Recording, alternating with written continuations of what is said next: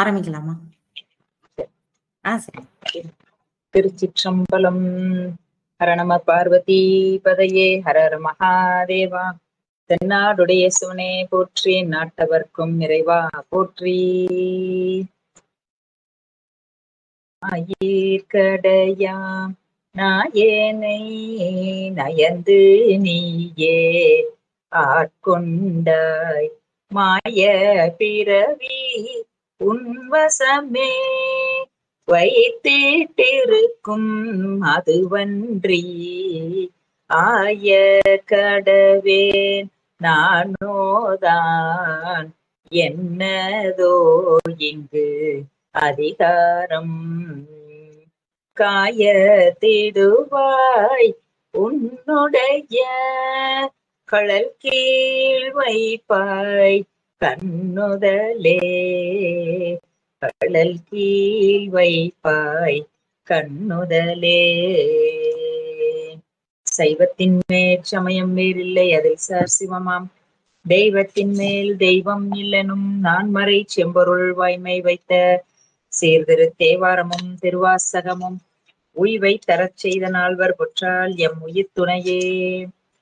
பண்டு அறியாமை பிடித்து விட்டேனை விடாது பற்றி கொண்டு குணவழி விட்டு திருத்தி என் கோதகற்றி புண்டரிகப்பதம் தந்தாய்க்கு என்னால் ஒரு போகம் உண்டோ தன் தமிழ் கோமுத்தி முத்தி பஞ்சாக்கர சத்குருவே. ஈரா கருணை பொழி திருமுகத்தில் திருநேற்று நுதலும் கண்டாரை வசப்படுத்த கனிந்த வாயழகும் பெருமை தரு துறவோடு பொறையுள்ளத்தில் பொறுத்தே பிஞகனார் மலர்த்தாள்கள் பிரியாத மனமும் மருவினர்கள் அகலாத ஞானமே வடிவாம் வளத்துறை செய் சிவஞான மாமுனிவன் மலர்த்தாள் ஒரு பொழுதும் நீங்காமல் எனதுள்ளத்தில் சிரத்தில் ஓதிடும் நாவினில் என்றும் முன்னி வைத்தே உரைப்பாம். திருச்சிற்றம்பலம். எல்லாம் வல்ல அருள்மிகு அங்கேற்கண்ணி சமேத ஆலவாய் சொக்கநாத பெருமான் திருவருளை நினைந்து போற்றுகின்றேன். திரு கைலாய பரம்பரை திருவாவடுதுறை ஆதீனம் குருமகா சன்னிதானங்கள் அவர்களுடைய பொன்னாரடி கமலங்களை மனமொழி மெய் ஆகிய முக்கரணங்களால் வணங்கி மகிழ்கின்றேன். நம்முடைய திருவாவடுதுறை ஆதீன வேளம் என்று போற்றப்படுகின்ற மாதவ சிவஞான சுவாமிகள் நூற்சிந்தனையை ஏற்று இந்த நமக்கு சிந்திப்பதற்கு ஒரு தளம் அமைத்து கொடுத்த தூத்துக்குடி சார்ந்த புனிதர் பேரவை அமைப்பு சார்ந்த அத்தனை பெரியோர்களுக்கும் அடியனுடைய பணிவான வணக்கத்தை தெரிவித்து மகிழ்கின்றேன். இந்த சிந்தனையை செவிமடுத்து வருகின்ற சிவனைய செல்வர்கள் அத்தனை பேருக்கும் அடியனுடைய வணக்கங்கள். நாம் மாதவ சிவஞான சுவாமிகள் அருளி செய்த நூற்சிந்தனை என்கின்ற இந்த பகுதியில 23வது பாடல் சோமேசர் முதுமொழி வெண்பா என்கின்ற அற்புதமான நூலிலே சிந்தித்து வந்து கொண்டிருக்கின்றோம். அந்த வகையிலே இன்று நாம் பல பாடல்களை நாம் சிந்திக்க இருக்கின்றோம். மாதவ சிவஞான சுவாமிகள் அருளி செய்த சோமேசர் முதுமொழி வெண்பா 23வது தலைப்பில் அமைந்திருக்கக்கூடிய வெண்பா. அது ஈகை என்கின்ற தலைப்பின் கீழ் அமைந்திருக்கக்கூடிய பொருள். சென்ற சிந்தனையிலே ஒப்புரவு அறிதல் என்ற ஒரு தலைப்பிலே நாம் பார்த்தோம். ஒப்புரவு அறிதல் என்பது உலக நடையினை அறிந்து செய்தல் என்று பொருள் பார்த்தோம்.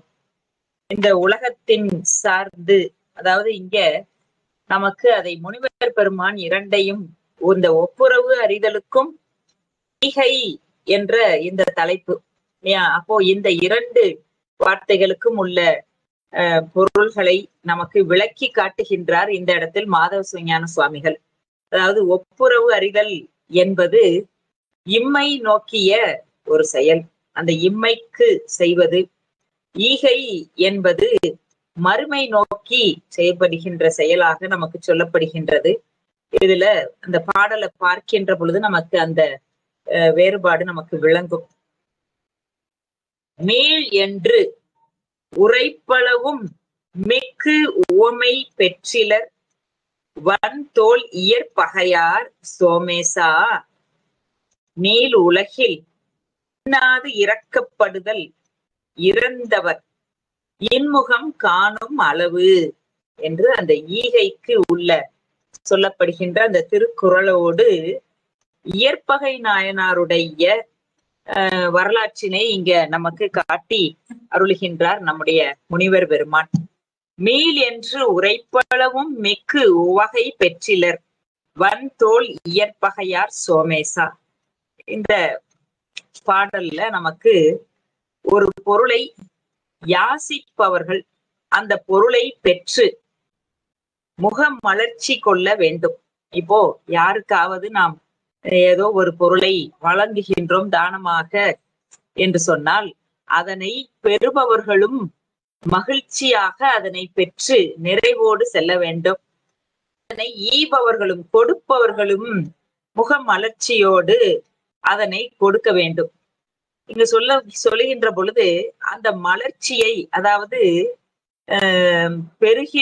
யாசிக்க கூடிய ஒருவன் அவனுடைய மலர்ச்சி காணும் வரை யாசிக்கப்படுதல் என்பது இனியதன்று அப்படின்னு சொல்றாங்க. அப்படின்னா இப்போ ஒருவன் யாசிக்கின்றான், அவனுடைய முகமலர்ச்சி அடைகின்ற வரைக்கும் யாசித்துக் கொண்டே இருப்பது என்பது, அதாவது நீண்ட நேரம் யாசித்துக் கொண்டிருப்பது அது இனியதன்று, அது ஒரு குற்றமாக நமக்கு சொல்லப்படுகின்றது. அப்போ அதை உணர்ந்தவர் ஏன் இங்க நமக்கு இளையான்குடி மாறநாயனார் உடைய வரலாற்றினை எடுத்து காட்டுகின்றார் என்று சொன்னால், அந்த மீள்க என்று உரைத்தது பெரிய புராணத்துல சொல்லுகின்ற பொழுது, அருமறை முனிவன் சாயக்காடு அதன் மருங்கு அணைய மேவி திருமலி தோழினானை மீளெனச் செப்பினானே என்று அந்த இயற்பகை நாயனாருடைய புராணத்தை நமக்கு காட்டுகின்றார். அங்க இரண்டு கருத்து இங்கே சொல்லப்படுகின்றது. ஒன்று, ஈகையின் பொழுது ஒருவன் இன்னும் யாசிக்கப்படுகின்றவனுக்கு ஒரு பொருளை தானமாக கொடுக்கின்றான் என்று சொன்னால் அப்படி வச்சுக்கலாம். இப்போ ஒருவன் யாசித்து கொண்டிருக்கின்றான், அவனுடைய அந்த கேட்டல் இல்லையா, அதை கண்ட ஒருவன் அவனுக்கு ஏதோ கொடுக்க வேண்டும் என்று நினைக்கின்றான். அப்படி கொடுக்கின்ற பொழுது அந்த அந்த நேரம் குறைவாக இருக்கணும் அப்படிங்கிறத சொல்றாங்க. என்ன அப்படின்னா, யாசிக்கப்படுதல் நீண்ட நேரமாக இருத்தல் கூடாது. அந்த யாசித்து பெற்றவன் முகமலர்ச்சியை காண்பதுவே ஈந்தவனுக்கு மலர்ச்சியாம். யார் ஒருவன் கொடுக்கின்றானோ அவனுக்கு எது மகிழ்ச்சி அப்படின்னா, பெற்றவனுடைய முகமலர்ச்சியை காண்பது. ஒரு பொருளை வாங்கியிருக்கிறான், அவன் வாங்குறவன் ஒரு முகமலர்ந்து கடமைக்காக அதை சரி வைத்துக் கொள்ளலாம் அப்படிங்கிற மாதிரி வாங்காம அந்த முக மலர்ச்சியோடு வாங்கி கொள்ளுதல், அந்த மலர்ச்சியை காண்பதுதான் அந்த ஈகையினை செய்பவர்களுக்கு மகிழ்ச்சி என்று சொல்லுகின்ற பொழுது அங்க இயற்பகை நாயனாருடைய வரலாறை நமக்கு இங்க சொல்லி எனவே அந்த ஈகை என்பது எப்படி அமைய வேண்டும் என்று சொன்னால், தன்னிடம் இருக்கின்றவற்றை மறைக்காது கொடுத்தல், அதுதான் ஈகைன்னு சொல்றாங்க. தனக்கு வேணும் அப்படின்னு வச்சுக்கிட்டு அந்த எஞ்சி உள்ளதை பிறருக்கு தானமாக கொடுத்தல் என்பதை விட, தன்னிடம் இருக்கின்ற பொருளை தனக்கே அது பயன்படுவது என்று சொன்னால் கூட அதை கேட்டு ஒருவன் வந்தால் என்று சொன்னால் அதை மறுக்காது வழங்குதலே ஈகை என்று நமக்கு சொல்லப்படுகின்றது. இதெல்லாம் ஒரு பெரிய ஒரு கருத்து. இத நம்ம வேற எங்கேயும் பார்க்க முடியாது. இதுக்குரிய பொருளை பார்க்கணும், உள்ளவாறு உணர்ந்து கொள்ளணும் அப்படின்னா நம்ம பெரிய புராணத்துல இயற்பகை நாயனாருடைய புராணம், சிறுத்தொண்ட நாயனாருடைய புராணம், இளையான்குடி மாறநாயனாருடைய புராணம், இன்னும் எத்தனையோ புராணங்கள் தான் இதை நமக்கு அனுமானமாக காட்டுகின்றது. ஆக இங்க நமக்கு சொல்லுகின்ற பொழுது இயற்பகை நாயனார் ஒரு பொருளை தானமாக பெறுபவர்.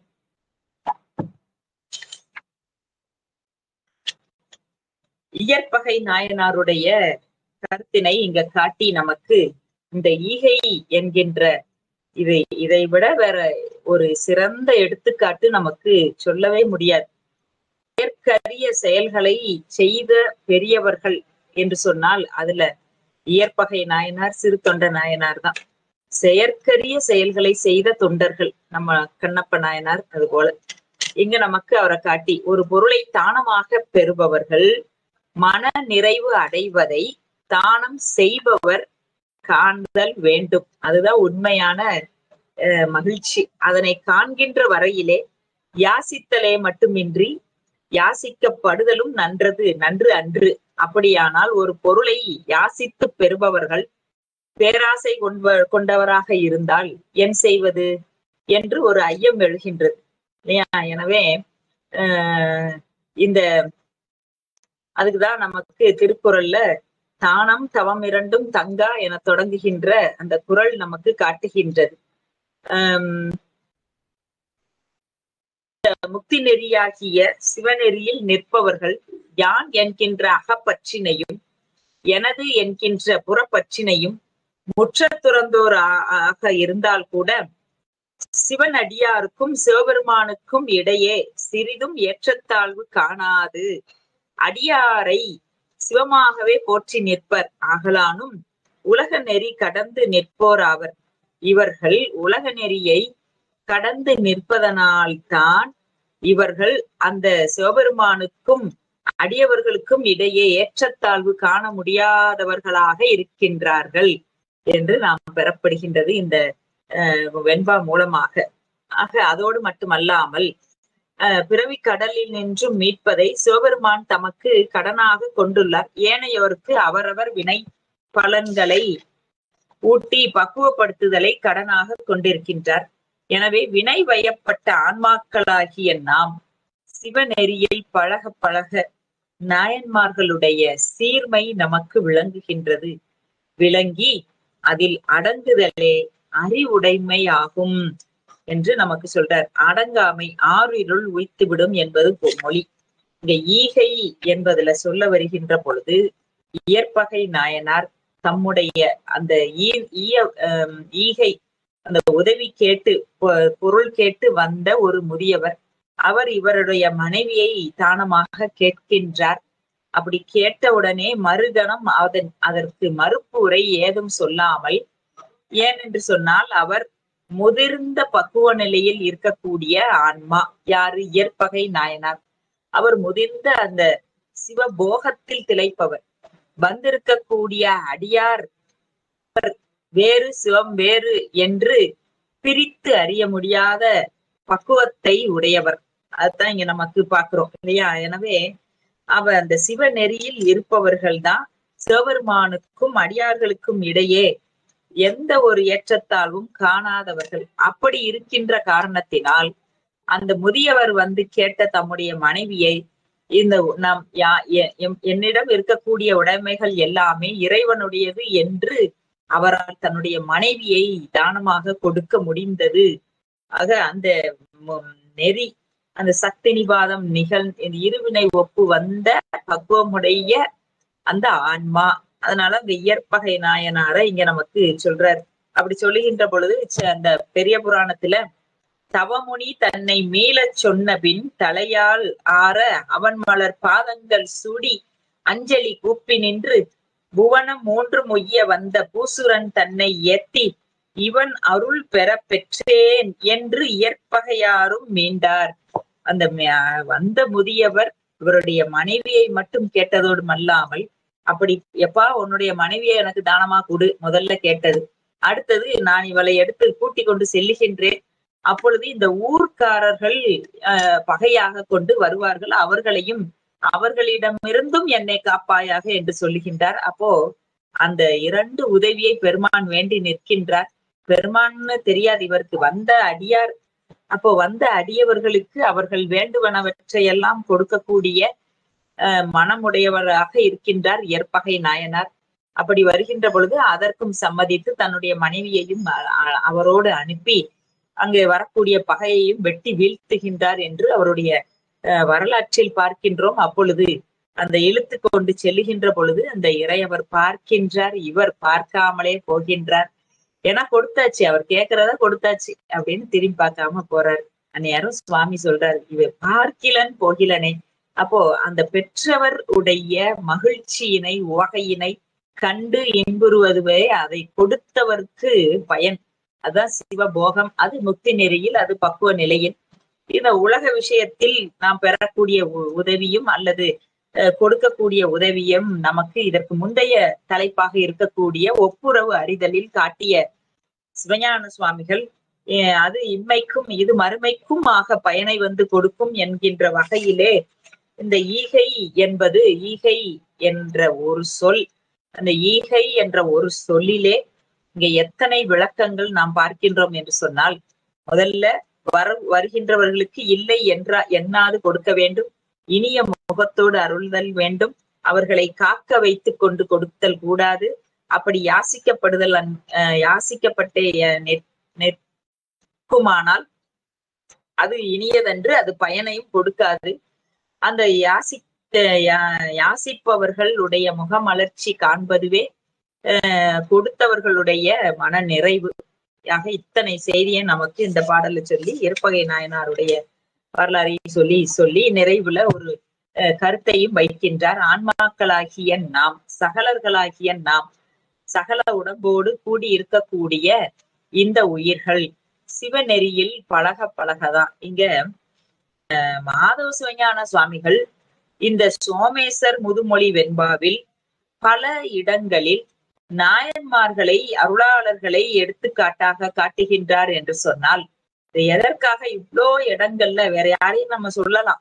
ஈகைக்கு எத்தனையோ கதையெல்லாம் இருக்கு, புராண செய்திகள்லாம் இருக்கு. ஆனா அருளாளர்களுடைய வரலாற்றினை இங்க மீண்டும் மீண்டும் எடுத்து காட்டுகின்றார் என்று சொன்னால், இது எதை காட்டுகின்றது என்று சொன்னா, சிவநெறியில் பழக பழக, அந்த நெறியில் பழக பழகதான் இந்த சிவநெறி, அன்பு நெறி, தோழமை நெறி, தொண்டு நெறி, பக்தி நெறி, வழிபாட்டு நெறி என்பது நெறி, நெறிப்படுதல் நெறி. ஆக இந்த நெறியில் பழக பழகதான் இந்த நாயன்மார்களுடைய சீர்மை, அவர்களுடைய பெருமையே நமக்கு விளங்கும். இல்லைன்னா அது ஒரு கட்டுக்கதை போல என்று சொல்லிட்டு போயிட்டே இருப்பாங்க இல்லையா. ஆக அவர்களுடைய அந்த வரலாறு அப்படிப்பட்டது இல்லையா. பொதுவாக நம்ம சொல்லோம் அப்படின்னா இயற்பகை நாயனார், இது போன்ற கண்ணப்ப நாயனார், நம்முடைய சிறுத்தொண்ட நாயனார், இவர்களுடைய வரலாறுகள் எல்லாம் பார்க்கின்ற பொழுது புதிதாக முதல் முறையாக கேட்பவர்களுக்கு அது ஒரு பெரிய உணர்வினை ஏற்படுத்தி விடாது. முதல்ல ஆராய்ச்சியை தான் ஏற்படுத்தும். இப்படியெல்லாம் இருப்பாமா, இப்படியெல்லாம் நடக்குமா அப்படின்னு அவர் ஆராய்ச்சியை கொண்டு வருவார்கள் ஏன். அதனால அந்த சிவநெறியில் பழக பழக, சிவநெறியில் பழகினால் அன்றி இந்த நாயன்மார்களுடைய பெருமை ஒரு காலமும் விளங்காது. அதற்குதான் நம்முடைய திருவுந்தியார் என்கின்ற சாத்திர நூல் ஆசிரியர் பழக்கம் தவிர பழகு என்று உந்திப்பற என்று சொல்வார். அதாவது இதுகாரும் வழங்கிய பழகி வந்த பழக்கத்தை விடுத்து சார்பு கெட சார்பு உணர்ந்து, அது மாதிரி நாம அந்த பழக்கத்துலதான் இருக்கு எல்லாமே. ஆக இந்த பழக்கத்தை விடுத்து சிவநெறியில், உலக நெறியினுடைய பழக்கத்தை விடுத்து சிவநெறியில் பழக பழக, அப்படி பழகி வந்தோமானால் அப்ப எப்படி பழகணும் அப்படின்னா, அடியார்களோடு இருத்தலும், இந்த திருமுறைகளை மீண்டும் மீண்டும் பயிலுதலும், அந்த சிவ சின்னங்களை தரித்து கொள்வதும், இப்படியான சில பழக்கங்கள். அதை பழக பழக உள்ளவாறு நாயன்மார்களுடைய, அருளாளர்களுடைய சீர்மை அல்லது பெருமை அது அப்பொழுதுதான் விளங்கும். அப்படி விளங்கிய காலத்தில் அதில் அடங்குதலும் அறிவுடைமை ஆகும். அப்படி அவர்களுடைய அந்த நெறியில் பட்டு இருப்பதை விளங்கிக் கொள்வதுதான், விளங்கி நம்முடைய அறிவை அவர்களுடைய அறிவில் அடக்கி கொள்ள வேண்டும். அது எப்படி அப்படின்னா, நாமோ அடங்குதல் என்று சொன்னால் திருவருளுக்குள்ள அடங்குதல். பின்னிற்கை இன்பமாம், பின் புகுவார் இன்புறுவர் என்றெல்லாம் நமக்கு அந்த திருவருள் பயன் என்கின்ற நூல் உமாவதி சிவாச்சாரியார் காட்டுகின்றார். அது மாதிரி அடங்காமை, அடங்குதலே அறிவுடைமை. அவனுக்கு நான் அடிமை சால அழகுடைத்தே என்று மணிவாசகர் கூறியது போல, அடிமைப்பட்டு அடங்குதல் என்று சொன்னால் அவன் எஜமா, நாமெல்லாம் அவனுக்கு அடிமைகள் என்கின்ற உணர்வு எப்போ வருமோ அப்பொழுதுதான் அது அறிவுடைமை, அறிவாக, இன்பமாக, பேரானந்தமாக நமக்கு அந்த பொருள் நமக்கு விளங்கி தெரியும். அதைத்தான் இங்க பொய்யாமொழி புலவர் அடங்காமை ஆறிருள் உய்த்து விடும் என்று நமக்கு காட்டுகின்றார். அடுத்ததாக ஈகை என்கின்ற திருத்தலைப்பு. அடுத்ததாக 24வது தலைப்பு 24 புகழ். புகழ் என்கின்ற ஒரு தலைப்பு. அதுல நம்ம பார்க்கலாம். போசான் கவிஞருக்கே போதப் பரிந்தளித்து தூசிலா கீர்த்தி கொண்டான் சோமேசா. ஆசையுடன் ஈதல் இசைபட வாழ்தல் அது வல்லது, ஊதியம் இல்லை உயிர்க்கு. இந்த திருக்குறள் ஒரு நல்ல ஒரு அற்புதமான குறள். இதுல இருக்கக்கூடிய செய்தி அல்லது கருத்து எல்லோரும் அறிந்ததுதான் இல்லையா? அது ஈதல் இசைபட வாழ்தல், இறைகளோடு இசைந்த இன்பம், இன்பத்தோடு இசைந்த வாழ்வு என்று சொல்லுவார். அது மாதிரி அந்த இறைகளோடு இசைந்த இன்பம், அதுதான் பெருமானுடைய அந்த திருவருள் நோக்கிற்கு அது சாதகமாக அமைவது.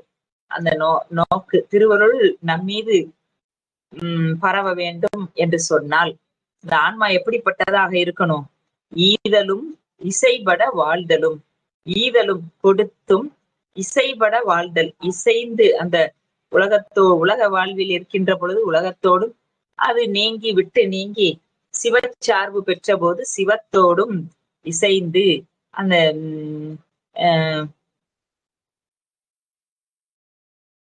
இசைபட வாழ்தல் அது அல்லது ஊதியம் இல்லை உயிர்க்கு.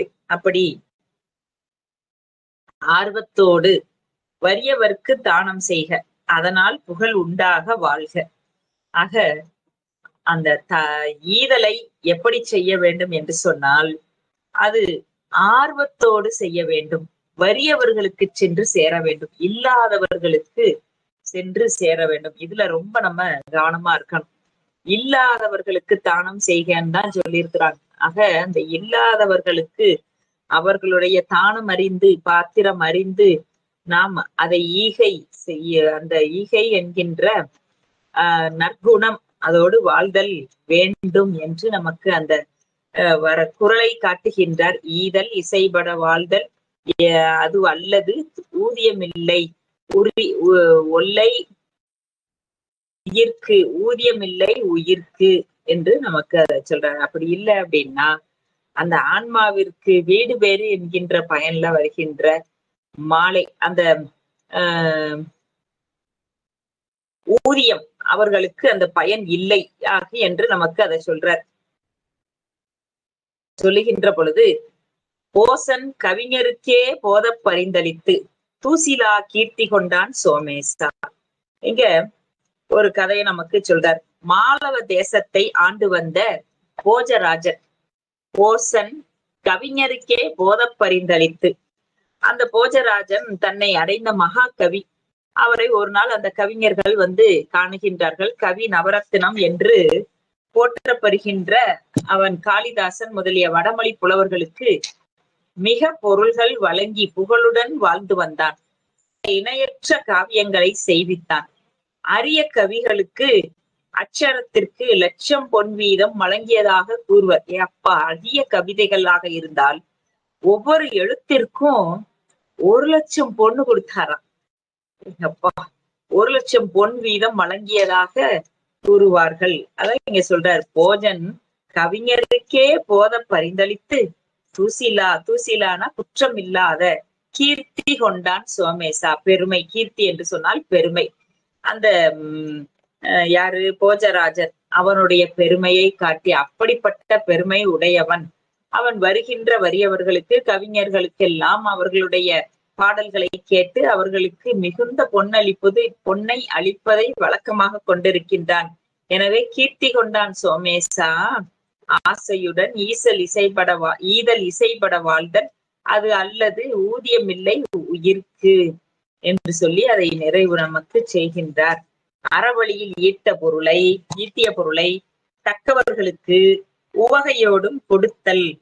அப்படி கொடுத்தால் அன்றி குற்றம் இல்லாத புகழை நாம் பெற முடியாது என்பதை சொல்லுவதற்கு நமக்கு அவைப்பாட்டி கூட சொல்லுவாங்க. அறவழியால் ஈட்டுதல் என்பது அந்த ஈட்டிய பொருளை அறவழிக்கே, அறத்திற்கே செலவு செய்தல் என்பதும் இந்த சகலர்களாகிய நமக்கு இருக்க வேண்டும் என்று காட்டுவார்கள் பெரியவர்கள். அதை நமக்கு இங்க ஈகை என்ற தலைப்பிலே, அடுத்து புகழ் என்கின்ற தலைப்பிலே, எது ஈகை எது புகழ். அந்த ஈகையினால் வரக்கூடியது புகழ். ஒருவன் தான தர்மத்தை மேலும் மேலும் குறைவின்றி செய்வானேயானால் அவனுக்கு புகழோடு செல்வமும் வழங்கும் பெருகும் என்பதில் சிறிதும் ஐயமில்லை என்ற தலைப்பிலே இது நமக்கு காட்டுகின்றார். அடுத்ததாக 25வது தலைப்பில் அமைந்திருக்கக்கூடிய அருள் உடைமை. அருள் உடைமை. இந்த அருள் உடைமை என்று சொல்லுவது, மூர்த்திவாள் வன் கண்மை மூண்ட வடுகரசன் திறந்தான் உய்ந்தானோ சோமேசா பொருள் அற்றார் பூப்பார் ஒரு கால் அருளற்றார் அற்றர் மற்ற ஆதல் அரிது என்று இந்த அருளுடைமை என்பது, அருளுடைமையாவது தொடர்பு பற்றாது இயல்பாக எல்லா உயிர்கள் மேலும் செல்வதாகிய கருணை. கருணை இல்லத்திற்கு அன்படைமை போல இது துறவரத்திற்கு சிறந்தது. ஏன் அங்க வலியுறுத்துகின்றார் என்று சொன்னால், நமக்கு கரணங்களால் ஆகிய மாயா காரியங்களால் ஆன உடம்புதான் நமக்கு கொடுக்கப்பட்டு இருப்பது. அதுவும் மாயையிலிருந்து பெறக்கூடிய உடம்பும், இந்த தனு கரண புவன போகங்கள் என்று சொல்லக்கூடியவையும், இவை அத்தனையும் இறைவனுடைய சக்தியிலிருந்து தொழிற்பட்டு பின்பு கருவிகளாக பெறப்பட்டு வருகின்றது. அப்படி இருந்தாலும் இது ஜட சக்தியே, அதாவது இது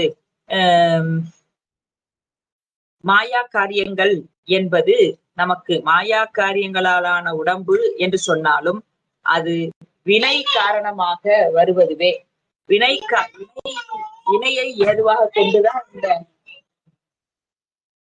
ஏதுவாக கொண்டுதான் இந்த உடம்பு நமக்கு கொடுக்கப்படுகின்றது. அப்படி கொடுக்கப்படுகின்றதனாலேயே என்ன குற்றம் வருகின்றது என்று சொன்னால், அந்த மாயா கருவிகளினுடைய மயக்க உணர்வு வருவதால் இந்த வினை சுற்றங்கள் நமக்கு தனு கரணம் புவன போகங்கள் அத்தனையும் வினை காரணமாக வருதுன்னு பாக்குறோம். அப்போ அந்த வினை சுற்றங்களோடு சார்ந்து இருப்பதனால் அந்த அன்பிலும் ஒரு மயக்கம் தான் நமக்கு வருது. இங்க அருளுடைமை என்பது, இந்த அருளுடைமை என்பது எல்லா உயிர்களிடத்தும் ஒரே கருணையாக கொண்டிருப்பது. எல்லா உயிர்களிடத்தும் நாம் அதை நினைத்து பார்க்க வேண்டும். எவ்வுயிரிடத்தும் ஒரே மாதிரியான அன்பை நாம வைத்திருக்கிறோமா அப்படின்னா இல்ல. இறைவன் ஒருவன் தான் அனைத்து உயிர்களிடத்தும் அவன் பாகுபாடின்றி அன்பு. அதனாலதான் அதை அருளுன்னு காட்டுறாங்க. அன்பும் அருளும் அப்படின்னு அதுக்கு அன்புக்கு பிறகு அருளை வைக்கின்றார் நம்முடைய சிவஞான சித்தியார்ல.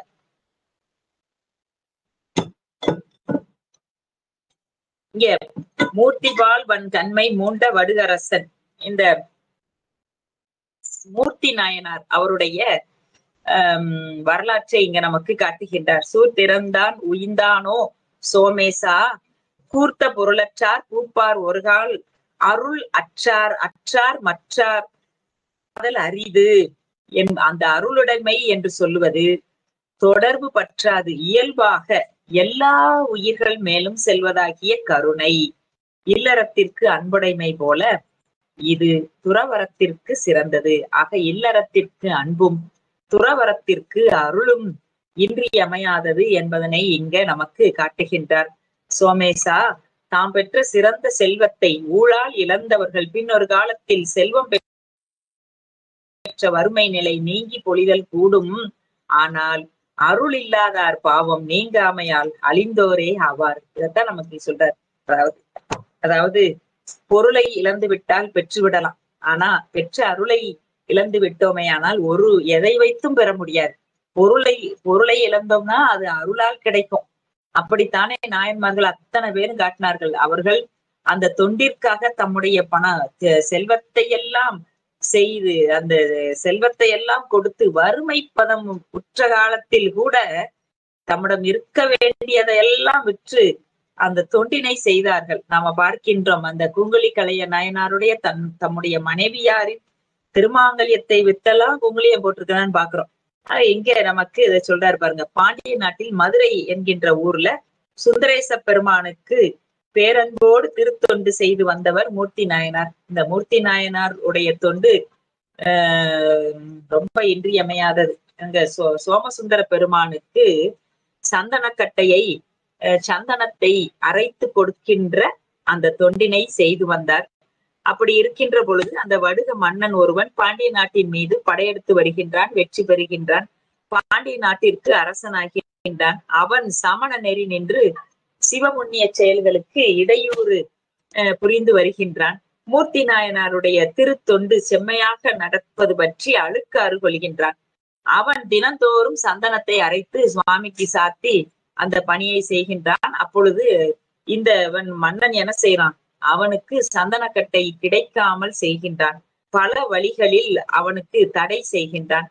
இந்த மூர்த்தி நாயனாரோ எங்கான்று முயர்ந்து அந்த சந்தனக்கட்டையை அரைத்து கொடுத்து வருகின்ற காலத்திலே சந்தனக்கட்டைக்கு முட்டு வருகின்றது. அப்பொழுது முட்டு வந்த காரணத்தினாலேயே தன்னுடைய தொண்டு முட்டக்கூடாது என்று சொல்லி தம்முடைய முட்டினை வைத்து அரைத்து அந்த கல்லின் மீது வைத்து தேய்ச்சலுற்றார். அண்ணல் அது கண்டு அவருடைய அன்பன் பெருமான்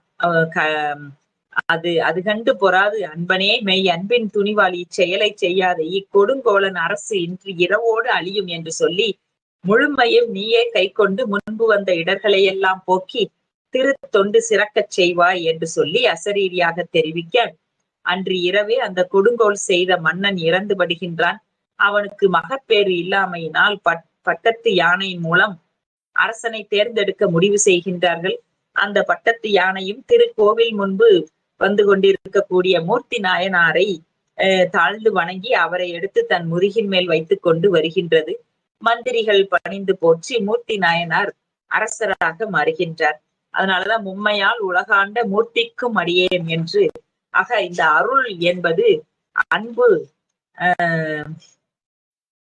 அதனாலதான் நம்முடைய அமர்நீதி நாயனாருடைய புராணத்துல இங்க மூர்த்தி நாயனாருடைய அன்பு சொல்லப்பட்டது. அவருடைய பேரன்பு அந்த அருளுக்கு ஈடாக நமக்கு காட்டுகின்றார். அமர்நீதி நாயனாருடைய புராணத்துல அந்த திருத்துலாக்கோல் ஏறிய தொண்டர் அவருடைய அன்பிற்கு அருள் தாழ்ந்தது என்று காட்டுவார்கள். எனவே அன்பிற்கு தாழும் அருளாகும். ஆக நமக்கு இப்படியெல்லாம் சொல்லப்படுகின்றது. இந்த அருளுடைமை, அருள் இல்லாதற்கு அவ்வுலகம் இல்லை, பொருள் இல்லாதற்கு இவ்வுலகம் இல்லை என்பது போல பொருளை இழந்தால் பெற்றுவிடலாம், அருளை ஒரு காலமும் நாம அது பொருளை வைத்து பெற முடியாது. அதை பெறணும் அப்படின்னா அன்பு ஒன்றுதான் அது நமக்கு வழி. 26வது பாடல்கள்ல புலால் மறுத்தல் என்கின்ற ஒரு அற்புதமான கருத்து. அது இந்த கால சூழ்நிலைக்கு நமக்கு பதிவு செய்ய வேண்டிய கருத்தாக இருக்கின்றது. மச்சம் சுமந்து உயிப்ப வானோர் பணி கொண்டான் துச்சனாம் சூரபத்மன் சோமேசா நிச்சயமே தன்னூன் பெருக்கற்கு தான் பெரிது ஊனு உண்பான். எங்கனம் ஆளும் அருள். எப்படி அருள் கிடைக்கும்? தான் ஊனை வளர்ப்பதற்கு பிற ஊனை நம்முடைய உடம்ப வளர்க்கறதுக்கு இன்னொரு உயிரை நாம உணவாக கொண்டோம்னா எப்படி அருள் கிடைக்கும்? எவ்வளவு அற்புதமா இந்த திருக்குறளை நமக்கு தெய்வ புலவர் காட்டுகின்றார். அதனாலதான் அவர் தெய்வ புலவர் இல்லையா? அதனால இந்த சோமேசா புலால் மறுத்தலாவது ஊன் உண்டலை ஒளிதல் என்று நமக்கு சொல்லப்படுகின்றது. கொலை பாவத்தை பின்னும் உளதாக்கிலின் அதற்கு காரணமாதலையும் முன்னும் அதனால் வருதலின் அதன் காரியமாவதையும் ஒருங்கு உடைத்தாய ஊனுண்டல் அருள் உடையார்க்கு இயைவது அன்று ஆகலின் அதனை விளக்குதற்கு இது அருளுடைமை பின்பு வைக்கப்பட்டது. அதாவது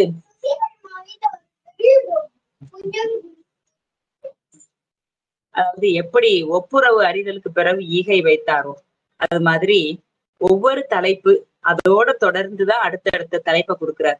இப்ப அருளுடைமை என்பது எல்லா உயிரிடத்தும் அன்போடு இருத்தல்னு பார்த்தோம். அப்ப எல்லா உயிரிடத்து அன்போடு இருத்தல், அதற்கு பிறகு புலால் மறுத்தலை வைக்கிறார். அது எவ்வுயிரும் மானுட உயிரன்றி எவ்வுயிருக்கும் அது பொருத்தம்ங்கிறதுனால அது வைக்கிறார். ஆக நம்முடைய உடம்பை வளர்ப்பதற்காக பிரிதொரு பட்சியோ அல்லது எதையோ பிரிதொரு உயிர் பொருளை நாமோ அதை ஊனாக கொள்ளுதல் கூடாது என்பதை நிரூபிப்பதற்கு இங்கே சொல்றார். ஊனத்தின் தூணை பெருக்காமை முன்னினிதே என்று அந்த இனியவை இன்னாதவை எல்லாம் சொல்லுது. சோமேசா தன் உடம்பினை பெருக்குவதற்கு பிரிதோர் உடையிரின் உடம்பை தின்பவன் உண்மையாகவே எவ்வாறு அருளை மேற்கொண்டு ஒழுகுவான். இதற்கு எடுத்துக்காட்டாக அந்த சூரபத்மன் அவன் அந்த மீன்களை சுமந்து கொண்டு வந்து தரும்படி தேவர்களை ஏவுகின்றான். குழால் மீது வைத்த பற்று வானோர்களை அவர்கள் தகுதிக்கு பொருந்தாத அற்ப செயலில் ஈடுபடுத்தும் அளவிற்கு அருள் இன்மையை சூரபத்மனுக்கு ஏற்படுத்தியது என்று அந்த கதையில சொல்லுகின்ற பொழுது, சூரபத்மன் என்னும் அசுரன் சிவபெருமானை குறித்து அரிய தவங்கள் இயற்றி அப்பெருமான் அருளால் 1008 அண்டங்களையும் 108 யுகம் அளவும் ஆளும் பேர் பெற்று இருக்கின்றான். 108 யுகம் ஆளக்கூடிய பேர் பெற்றவன். ஆனா இப்பெருநிலை அவனுக்கு மமதையை உண்டாக்கியது. எனவே அவன் துன்புறுத்துகின்றான், தேவர்களை எல்லாம் துன்புறுத்துறான். தேவர்களை பல வழிகளாலும் துன்புறுத்தி வருகின்றான். அவ்வருத்தம் பொறாத தேவர்கள் சுவாமியிடம் முறையிட பெருமானும் சுப்பிரமணிய பெருமானின் திரு அவதாரத்தை நிகழ்வித்து சூரனான அவர் மூலம் சங்காரம் செய்துகின்றார் என்று நாம் அந்த வரலாற்றில் பார்க்கின்றோம். அடுத்ததாக அப்படிப்பட்ட புலான் மறுத்தல் என்பதற்கு அடுத்து வைக்கின்ற தலைப்பு தவம் என்பதாகும். தவம் என்கின்ற தலைப்பிலே ஏர் மன நல்லூர் சுடருள் யாரும் அணுக்க சிலர் தாம் தூர நெறி நின்று அயர்ந்தார் சோமேசா. தவமும் தவமுடையவர்க்கு ஆகும் அவம் அதனை அஃதில்லார் மேற்கொள்வது. தவம் என்று சொல்வது, தவம் அப்படின்னு சொன்னாலே நம்முடைய இந்த நூலாசிரியர் அவருடைய தவத்தை சொல்லணும் இல்லையா? அந்த மாதவ சிவஞான சுவாமிகளை சொல்லுகின்ற பொழுது பெருமை தரு துறவோடு பொறையுள்ளத்தில் பொறுத்தே, அவருடைய துதியில நமக்கு அந்த பாண்டித்துரை தேவர் பதிவு செய்கின்றார். பெருமை தரு துறவோடு பொறையுள்ளத்தில் பொறுத்தே. பெருமை தரு துறவுங்கிறார். அந்த துறவுக்கே பெருமை சேர்க்கின்ற படி தவம் தான் நம்முடைய சிவஞான சுவாமிகளினுடைய துறவு. அத இன்னும் ஒரு பாடல்ல சொல்றார். மயிலம் சிவஞான சுவாமிகள் போல குழந்தை வேணும் அப்படின்னா மயிலம்மையார் போல தவம் செய்யணும், அவருடைய தாயார் போல நம்ம தவம் செய்யணும், அப்படியெல்லாம் பாடியிருக்கிறாங்க. சரி, இந்த பாடல்ல தவமாவது மனம் பொறிவழி போகாது நிற்றல் பொருட்டு விரதங்களால் உண்டி சுருக்களும் கோடைக்கண் வெயில் நிலை நிற்றலும் மாரியினும் பனியினும் நீர்நிலை நிற்றலும் முதலிய செயல்களை மேற்கொண்டு அவற்றால் தம் உயிர்க்கு வரும் துன்பங்களை பொறுத்து பிற உயிர்களை ஓம்புதல். பிற உயிர்களை ஓம்புதல் பொருட்டு செய்வது தவம். அந்த நாம் செய்கின்ற வழிபாடு பிற உயிர்களுக்கு பயனை கொடுக்கணும். அது நமக்கு சொல்றார்.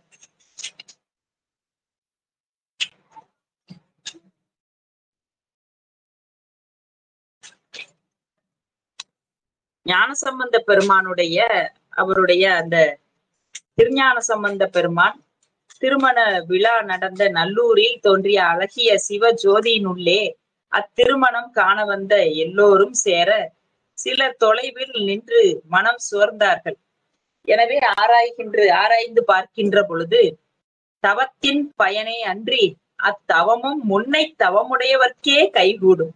எனவே முப்பிறவிகளில் தவ முயற்சிகளில் பொருந்தாதவர்கள் இப்பிறவியில் தவத்தை மேற்கொண்டு முற்றுவிக்க கருதுதல் பயனில்லாத முயற்சியாகும். ஆன்மாக்களின் அறிவு படிமுறையில் அறிவிக்க அறியும் பான்மைத்து. எனவே தவ ஒழுக்கங்கள் கைகூடுதல் ஒரு பிறவியிலேயே இயலாது என்பதாகும்.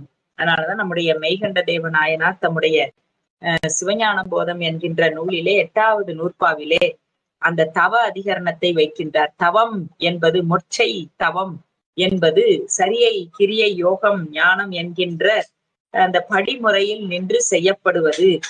ஆக இங்க எதை காட்டுகின்றார்னு பாருங்க.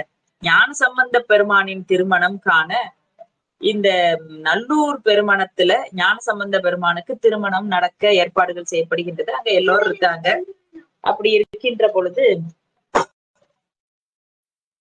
அங்க நில உலகத்திலும் சரி மக்கள் ஆகாய மார்க்கமாக இந்த மண்ணுலகத்துல வந்து சேர்கின்றார்கள். அப்படி இருந்தாலும் மண்ணுலகத்தோர் பூமியின் மீது செல்கின்ற அதே சமயம் விண்ணோர்களும் ஆகாய மார்க்கமாக இணைந்து ஒரு சேர இங்கு வந்து நிற்கின்றார்கள். அப்படி நிற்கின்ற பொழுது சேக்கிழார் பெருமான் காட்டுறார் இந்த பாட்டை. எனவே பொருள் பெரும் பயன் அதன் பிரதிபிம்பத்திற்கு கிடைக்காது என்று உணர்த்தப்படுவதாக நமக்கு இங்க சொல்றார். அதாவது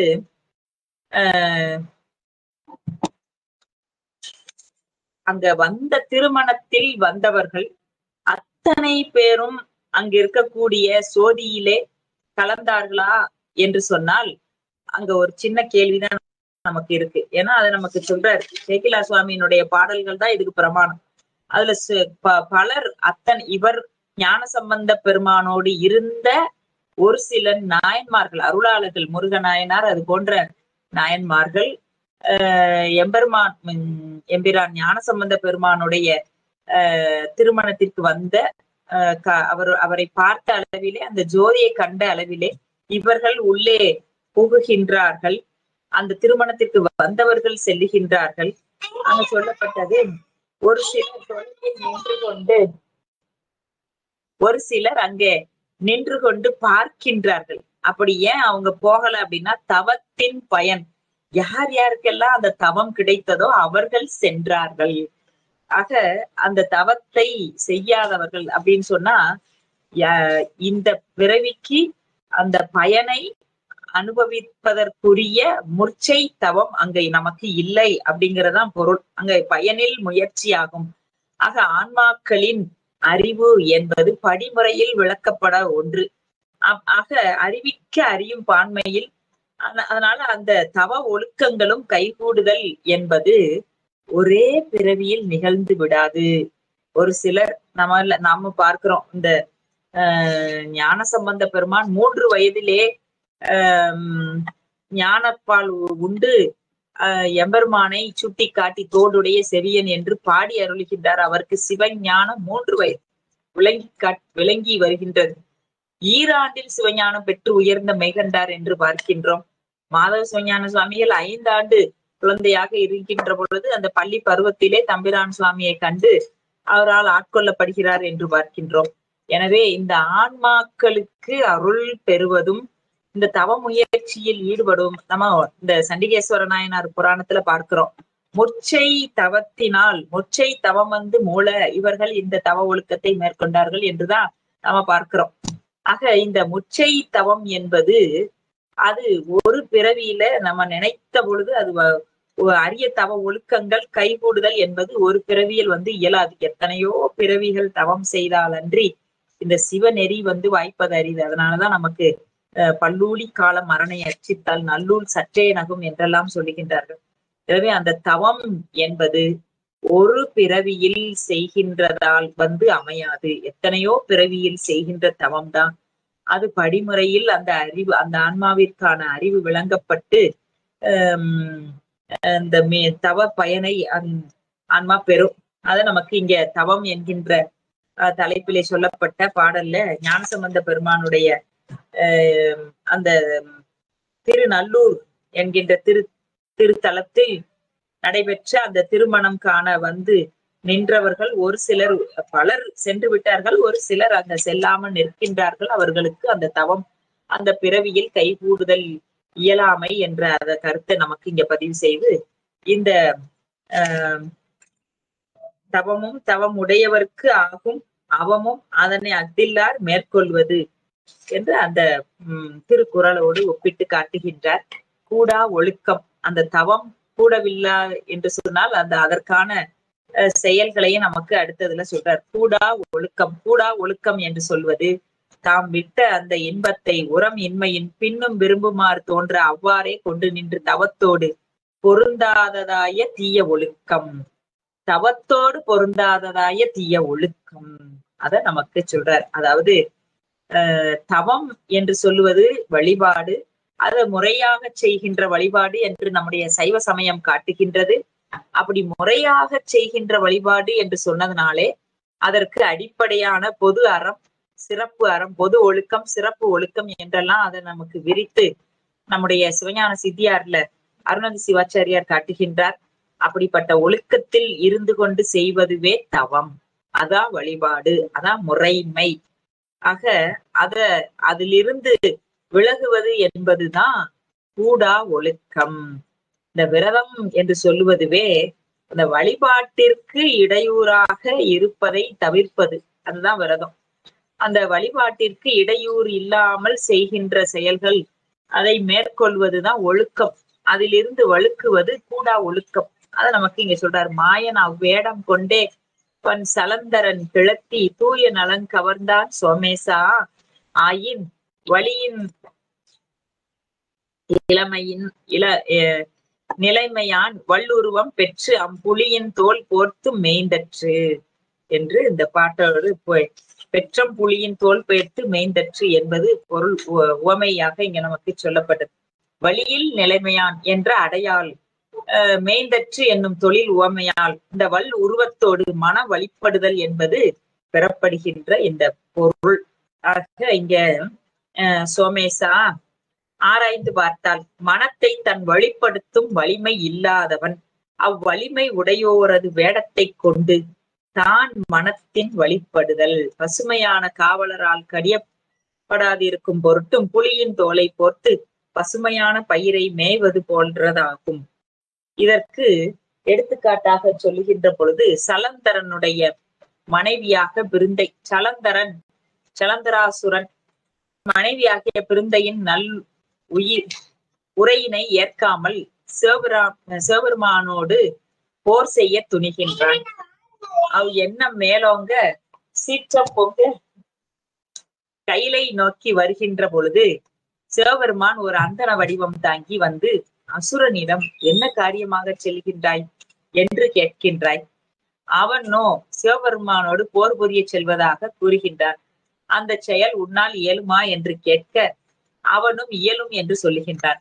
அப்படியானால் தரையிலே நான் வரையும் சக்கரத்தை எடுப்பாயாக என்று கூறி ஒரு சக்கர வடிவம் தரையில் கீறினார். சலந்தராசுரன் அதனை எடுக்க முயல அச்சக்கரம் அவன் உடலை பிளந்தது. அவன் இறந்துபட்டான். இதனை அறிந்த திருமால் தாம் அவன் மனைவியாகிய பிருந்தையினிடத்து மோகத்தை தணித்துக் கொள்ள ஏற்ற சமயம் இதுவே என்று கருதுகின்றார். அச்சலந்தரன் வடிவு தாங்கி சென்று தம் எண்ணத்தை நிறைவேற்றிக் கொள்கின்றார். இந்த வஞ்சனையை அறிந்த பின்பு பிருந்தை உயிர் விட்டார் என்று இந்த லிங்க புராணத்திலே இது சொல்லப்படுகின்றது. ஆக அந்த தம்முடைய இச்சையை நிறைவேற்றிக் கொள்ளும் பொருட்டு அந்த வடிவத்தையே மாற்றி அது கூடாத ஒழுக்கம் என்று இதுல நமக்கு சொல்லப்பட்டு இந்த வெண்பா நமக்கு காட்டுகின்றது. மாயன் இல்லையா, மாயன். அதனால அவன் இந்த மாய காரியங்களைத்தான் செய்வான். அதனாலதான் அவன் கள்ளன் அப்படின்னு சொல்லப்படுறது. அடுத்து கல்லாமை. நாய்வார் கிளவினான் ஞாலம் இகழப்பட்டான் தூயனாம் அங்கு ஆதி மகன் சோமேசா ஆயதனால் எல்லாமை வேண்டுவான் என்பன் அனைத்து ஒன்றும் கல்லாமை காக்கத்தன் நெஞ்சு. கல்லாமையாவது பிறர் உடைமையாய் இருப்பதை யாதொரு பொருளையும் அவரை வஞ்சித்துக் கொள்ள கருதாமை. நம்ம சைவ சித்தாந்தத்துல படிக்கிறோம். மனம், வாக்கு, காயம் இந்த மூன்றினாலும் செய்யப்படுகின்ற செயல்கள் நான் எனது என்கின்ற விருப்பு வெறுப்போடு செய்கின்ற செயல்கள் நமக்கு வினைகளாக வினைகளாக ஆகாமியமாக ஏறுகின்றது. ஆக யான் எனது என்பதுதான் தான் அல்லாதவற்றை தனது என்றும் தனதல்லாதவற்றை தனது என்று கொள்ளுவதும் அதெல்லாம் வினை. அதை நமக்கு இங்க சொல்றார். இந்த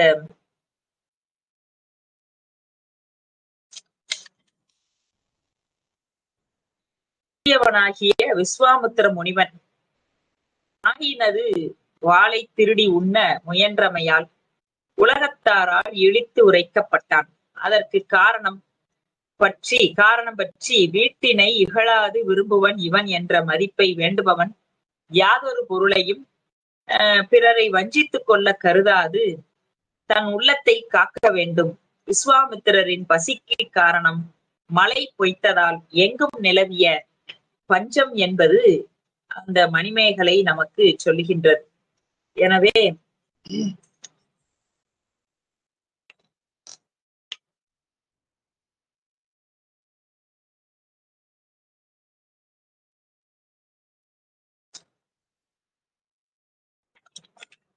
இந்த எல்லாது என்னும் எதிர்மறை வினையச்சம் இங்க எல்லாமை என தெரிந்து நின்றது.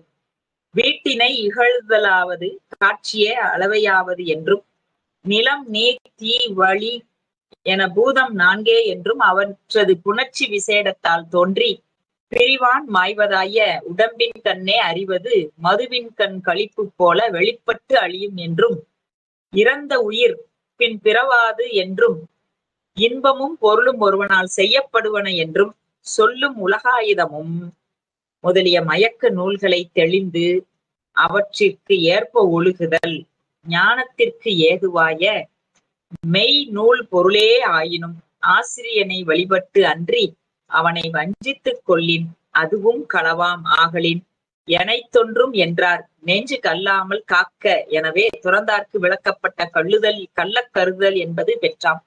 இது நமக்கு இந்த திருவிளையாடல் புராணத்துல பரஞ்சோதி முனிவர் காட்டுறார். அந்த அங்கம் வெட்டிய படலம் என்கின்ற ஒரு படலம். அதுல அந்த மன்னன் அவன் அந்த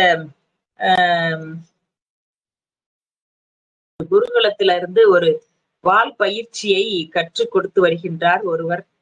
அவருக்கு ஈடாக யாரும் இல்ல, அந்த அளவுக்கு வலிமை மிக்கவராக இருக்கின்றார்.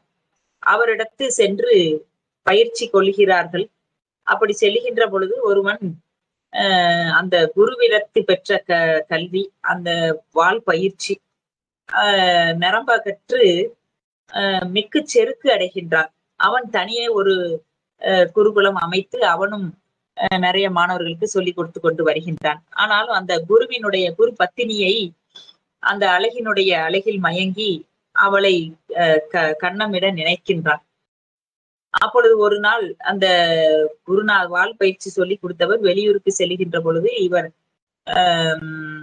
அவளை அடைகின்றான் என்று அந்த சொல்லி அதற்கு பெருமான்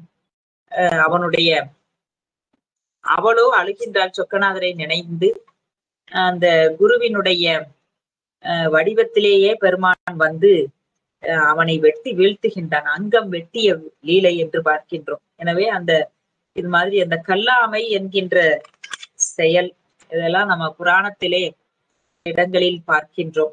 அடுத்ததாக 30 வாய்மை என்பது பிள்ளையுடன் உண்ண பேசி அழைத்தார் அன்பு துள்ளு சிறு தொண்டர் சோமேசா பொய்மையும் வாய்மை இடத்த குறை தீர்த்த நன்மை பயக்கும் எனின் என்ற இந்த வாய்மைக்கு சொல்லப்பட்ட அந்த திருக்குறள். அதுல நமக்கு சிறுத்தொண்ட நாயனாரனுடைய புராணத்தை சொல்லி இந்த குறள்பாவை விளக்குகின்றார் நம்முடைய ஆசிரியர். இதுல நினைக்கின்ற இடத்து, அதாவது சிறுத்தொண்ட நாயனார் பைரவ சங்கமத்தராக வந்து அருளிய சிவபெருமான் சிறுத்தொண்ட நாயனாருடைய யான் எனது என்கின்ற செருக்கின் நீங்கிய சிவபக்தி திறத்தினை இந்த உலகத்திற்கு காட்டும் பொருட்டு வருகின்றார். அவர் வந்து அந்த அவருடைய வரலாறு அனைவரும் அறிந்தது என்றாலும் அந்த பிள்ளைக்கறி கேட்டு அருள்கின்றார். தம் மகனுடைய என்ற உணர்ச்சி மேலிடாமல் யாவும் சிவபெருமானுக்கு உடமையே என்கின்ற அந்த மெய் திறத்தினால் சிவனடியாரை சிவமாக போற்றுதலே உய்யும் நெறி என்று உணர்ந்து இருந்த அந்த மெய்யுணர்வு மேலோங்கி இருந்த மையினால் நாயனாரால் யாராலும் செய்தற்கரிய செயலை பேரன்போடு செய்ய அவரால் முடிந்தது. இவ்வளவு செய்த பின்பும் வைரவ அடியார் எம்மோடு உடன் உண்ண அடியார் வேண்டும் என்று கேட்கவும் அடியார்கள் கிடைக்காமையால் தம்மை அடியார் என்று கருத இசையாமல் அதே சமயம் வந்திருக்கும் வைரவ அடியார் திரு அமுது ஏற்றல் தடைப்பட்டு விடலாகாது என்பதனால் இந்த இடத்துல சேக்கிலார் சுவாமி ரொம்ப அற்புதமா அத நமக்கு காட்டுவார். இந்த வந்திருக்கக்கூடியவர் அந்த அடியாருடைய பசி உடனே பசியை நீக்க வேண்டும் என்கின்ற கருத்து அந்த இடத்துல சொல்லுகின்ற பொழுது,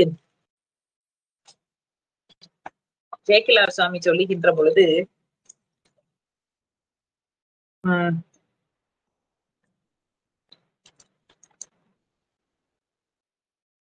பூதி அணி சாதனத்தவர் முன் போற்ற போதேன் ஆயிடினும் நாதன் அடியார் கருணையினால் அருளிச் செய்வர் நான் என்று கோதில் அன்பர் தம்மை அமுது செய்விப்பதற்கு குலப்பதியில் காதலாலே தேடியும் முன் காணேன் தவத்தால் உமை கண்டேன். அங்க தேடி தேடி பார்க்கிறாரு, அங்க யாருமே இல்லை.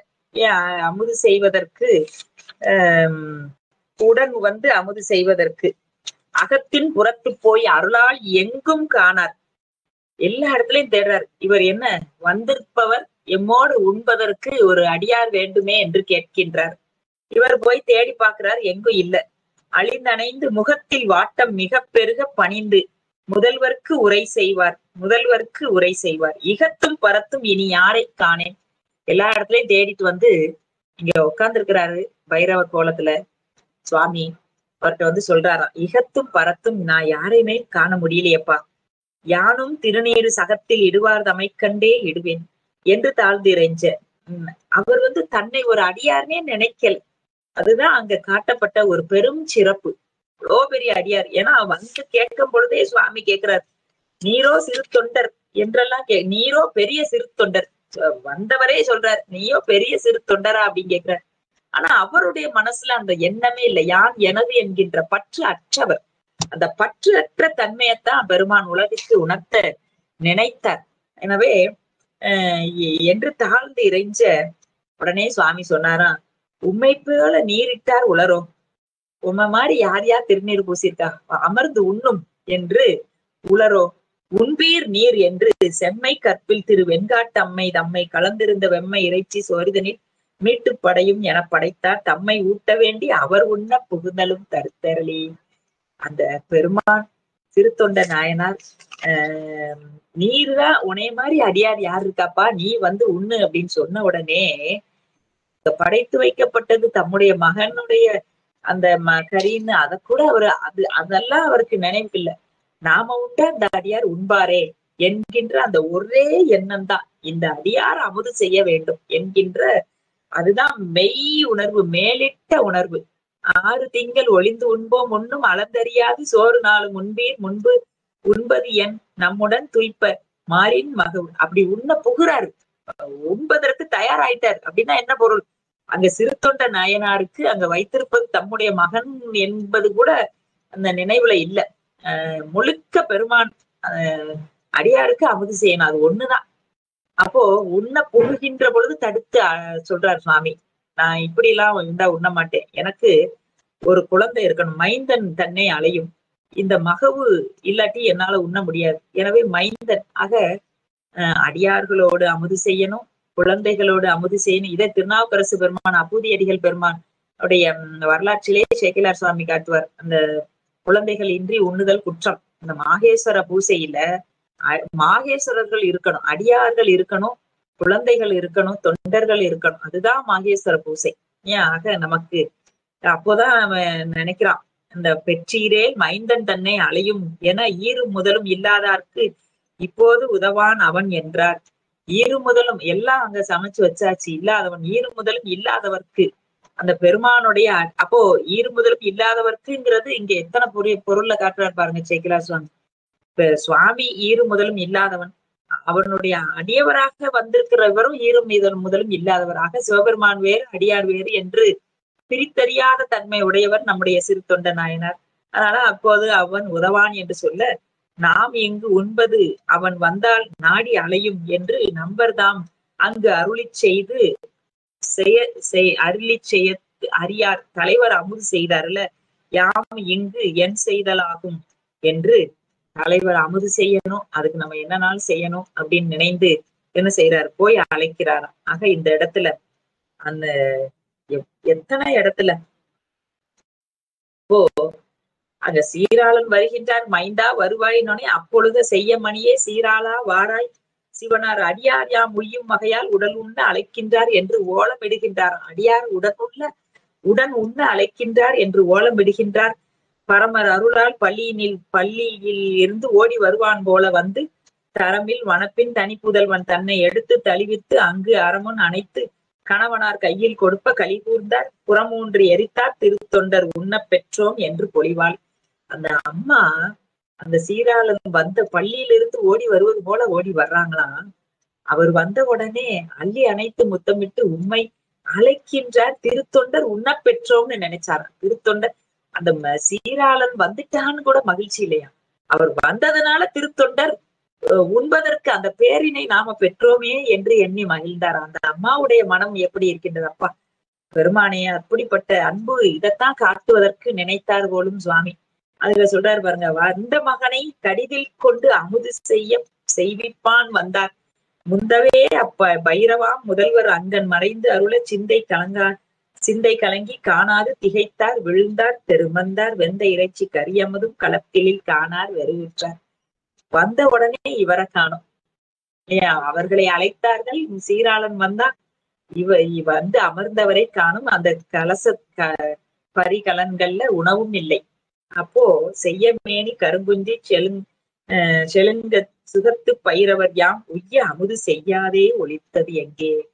அப்ப கூட அவர் என்ன நினைக்கிறாரா, எப்பா நீ சாப்பிடாம ஒளித்தது எங்கே என்று தேடி மையல் கொண்டு புறந்தனைய மறைந்து அவர்தாம் அப்படி நினைச்சு அழுகுறாராம். ஆக இந்த இடத்துல அதனாலதான் தையலோடும் சரவணத்த அணையரோடும் அணைவார் போல சுவாமி வந்து அருள் காட்சி கொடுத்து அத சொல்றார். இங்க உன் பிள்ளையை அழைப்பாயாக என்று ஆணையிட அவன் அப்போது இங்க உதவான் என்று சொல்ல இந்த வரலாற்றுல நம்ம பார்க்கிறோம். சிவபெருமான் ஆதலால் அப்பிரானார் இந்த திகைப்போ வியப்போ அல்லது இந்த மகிழ்ச்சி வியப்பு திகைப்பு மூன்றும் ஒன்றை ஒன்று விஞ்சும்படி நிகழும் உணர்ச்சி போராட்டம் எதுவுமின்றி களி கூர்ந்தார். புறமூன்று எரித்தார் திருத்தொண்டர் உண்ணப் பெற்றோம் என்னும் பொலிவான் என்று சொல்லுவது.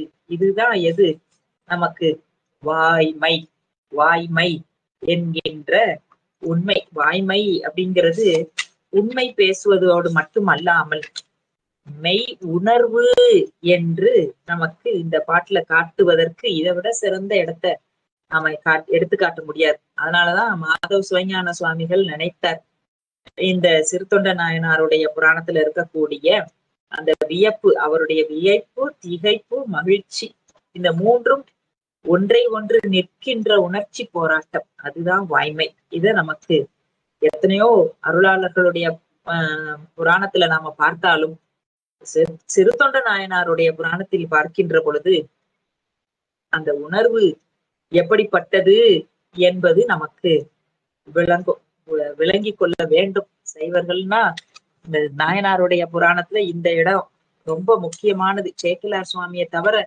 இது மாதிரி அற்புதமா யாராலும் காட்ட முடியாது. அற்புதமான இந்த பாடலோடு நாம் இன்றைக்கு நிறைவு செய்து மீண்டும் பல பாடல்களை அடுத்த பதிவிலே நாம் சிந்திக்கலாம் என்று சொல்லி நல்லதொரு வாய்ப்பிற்கு நன்றி பாராட்டி நம்முடைய புனிதர் பேரவை அங்கத்தினர் அத்தனை பேருக்கும் நன்றியை கூறி விடைபெறுகின்றேன். திருச்சிற்றம்பலம். வான்முகில் வளாது பெய்க மலிவளம் சுரக்க மன்னன் கோன்முறை அரசு செய்க குறைவில்லாத உயிர்கள் வாழ்க நான்மறை அறங்கள் ஓங்க நற்றவம் வேள்வி மல்க மேன்மைக்கொள் சைவ நீதி விளங்குக உலகமெல்லாம் மேன்மைகொள் சைவ நீதி விளங்குக உலகமெல்லாம் மேன்மைகொள் சைவ நீதி விளங்குக உலகமெல்லாம். திருச்சிற்றம்பலம். என்கிறார் மாதவ சிவஞான சுவாமி திருவடிகள் போற்றி போற்றி. திருச்சிற்றம்பலம்.